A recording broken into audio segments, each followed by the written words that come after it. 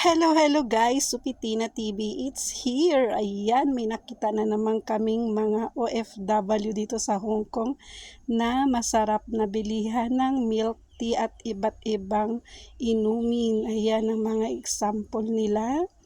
At napakaganda dito guys kasi mura lang, $32. Meron din silang $29.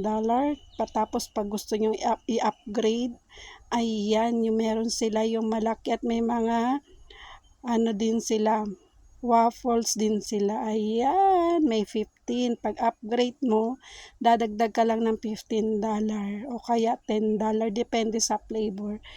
Ayan, nakita namin habang naglalakad at tinaray namin. Deserve naman namin na bumili kasi napapagod din guys, mga OFW.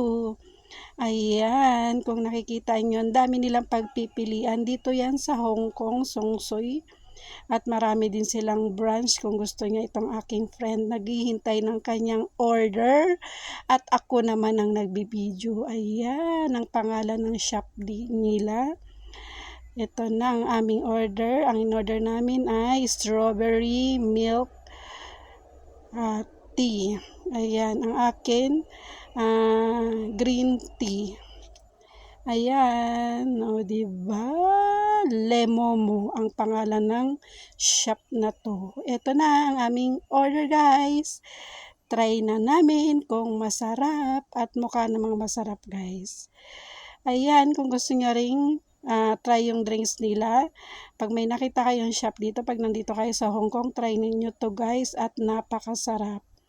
Na-try na namin inumin yan. Siyempre, nagbibideo na ako. Tapos na namin nainom yan.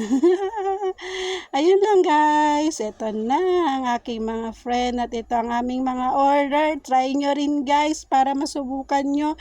Explore nyo ang inyong mga nakikita sa tingin nyo na masarap. Yun lang. Bye-bye. Have a good day and good day off.